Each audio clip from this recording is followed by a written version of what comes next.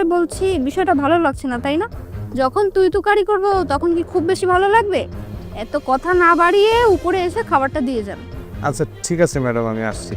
হ্যাঁ, সেটাই বরং ভালো হবে।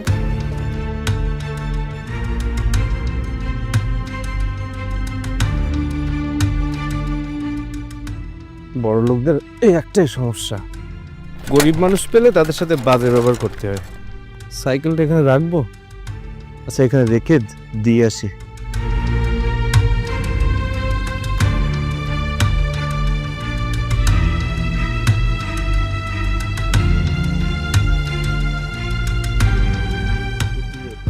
কি ব্যাপার মা, তুই এখানে দাঁড়িয়ে আছিস কেন?